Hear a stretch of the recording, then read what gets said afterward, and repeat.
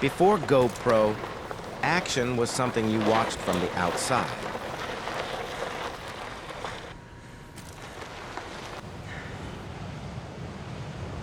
Imagine you are standing on a board in front of a wave. A huge wall of water rises in front of you. The board trembles under your feet, and the ocean is so close it feels like it is about to swallow everything around you. Drops of water hit the lens, and for a moment, something strange happens. The viewer is no longer watching the hero from the outside. For a second, it feels like you are standing in his place. Before GoPro, action video showed you the hero. After GoPro, you were inside the action. But the most surprising part of this story is that it did not begin with a big plan to create a new industry, not with an idea to build a global brand, not even with a desire to change the camera market. It started much simpler than that. One man wanted to save a feeling that an ordinary camera could not capture. Turning point. The story of how a tiny camera turned someone else's action into your personal experience. Before GoPro, the camera almost always stayed outside. It stood on the shore, on the side of the road, in a friend's hands, somewhere near the action, but not inside it. It could show the moment from a distance, the way someone entered a turn, the way a wave rose behind his back, the way a board slipped from under his feet, the way a body hung in the air for 1 second, and how it all ended with a scream, a laugh, or a fall. But there was always distance. You saw the cyclist, but you did not feel the handlebar shaking. You saw the surfer, but you did not hear the wave breaking right in front of him. You saw the jump, but you did not feel that second in the air when the ground disappeared under your feet. The camera showed the event, but the person inside the event felt something completely different. And that was the problem. The strongest moments in life are often almost impossible to explain. You come home after the wave, after the downhill ride, after the jump, after the risk, and you try to tell someone what it felt like. But words do not carry speed. A photograph does not carry breath. A camera from the outside does not carry fear and excitement inside the body. It shows that you were there, but it does not show how it felt. Nick Woodman did not begin with an idea to create a new era of video. He was a surfer, and like many people who live through motion, he wanted one thing: to save a moment that disappears too quickly. When you catch a wave, everything happens in seconds. You do not think about the shot, the angle, or how it will look later. You are simply inside the moment. The water rises, the body balances, the board slides, and the ocean roars around you. Then it ends, and all that remains is memory. That was the real pain. Not, how do you make a smaller camera? But, how do you bring home the feeling you lived through out there in the water? How do you show your friends not just the wave, but what it felt like to be inside it? And then came a simple idea. The camera should no longer stand off to the side. It had to be where the moment itself was born, close to the body, on the helmet, on the board, in motion, in the places where an ordinary camera simply could not go. But before that feeling could become a product, before there was a company, before GoPro became a name people recognized, Woodman still had one very ordinary problem: money. He was not starting from a giant office. He was not backed by a polished technology empire. He was trying to keep a small idea alive. So he and Jill sold bead and shell necklaces from an old Volkswagen bus along the California coast. Not because shells had anything to do with cameras, but because every necklace sold meant a little more time, a little more money, a little more chance to turn one personal obsession into something real. And that makes the story feel different. GoPro did not begin like a perfect tech company. It began with a surfer, a problem, a strange idea, and a few shell necklaces sold on the side of the road. From the outside, it almost looked too simple. A small camera, a strap, a mount, and a stubborn attempt to catch the frame where everything shakes, slides, flies, and slips out of control. But in meaning, it was a massive shift. For the first time, the camera moved closer, not just to the event. It moved closer to the feeling of the person inside the event.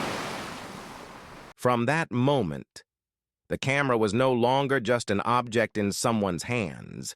It stopped waiting for the hero to pass by. It rode with him, jumped with him, fell with him, and flew into places where the viewer could once go only in his imagination.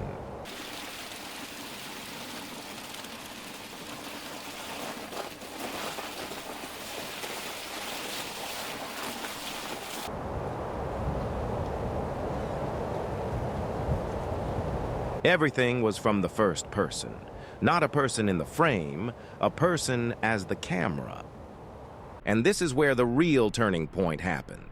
GoPro did not simply open a new market for small cameras. That would be too simple. The real shift was deeper. People did not just see a device. They saw a possibility. People did not just see a device. They saw a way to show something they could never explain before. I was there. That was me. And this is what it felt like from the inside. That is why GoPro became more than a sports camera. It became a new way to experience video. Before it, the viewer usually watched the hero. After it, the viewer could stand in his place, and that was the wow effect. They thought they were creating a camera. But what they actually created was a movement.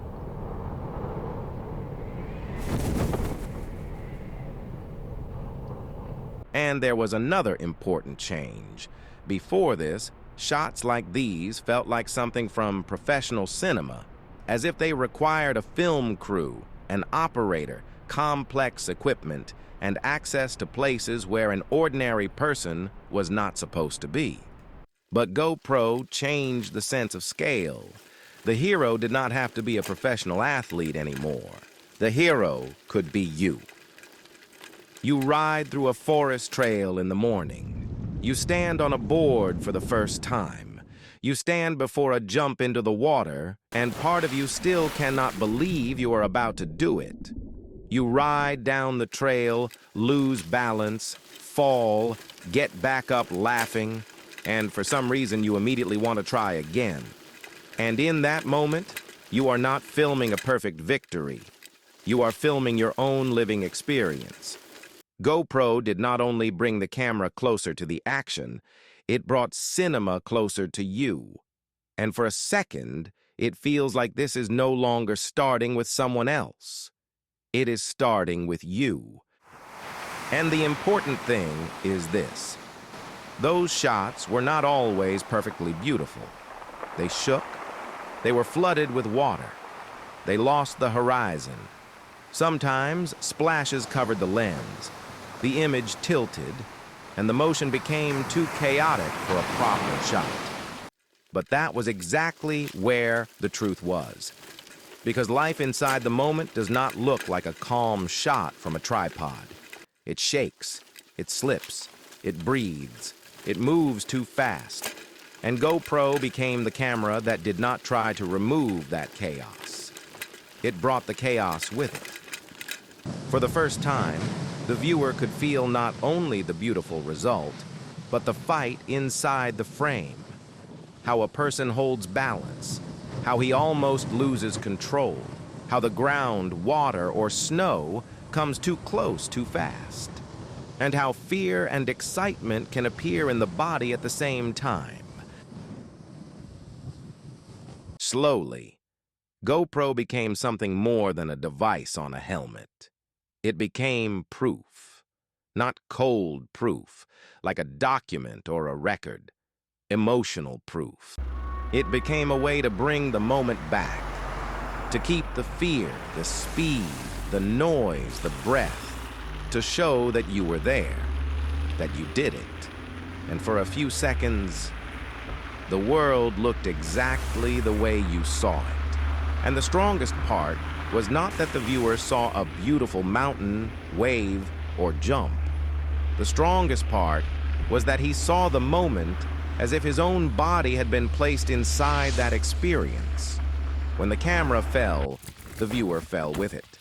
When the person entered the wave, the viewer entered with him. When the bike dropped down over the rocks, the viewer could almost feel his own hands shaking. GoPro became a way to tell the world, this did not just happen. I lived it. After GoPro, the viewer began to expect action video differently. It was no longer enough to simply see the trick from the outside. He wanted to be closer, to hear the breath, to see the hands, to feel the height, to watch the ground not from a distance, but as if it were flying straight toward him. That is how a new language of action video appeared. Not calm, not perfect, alive.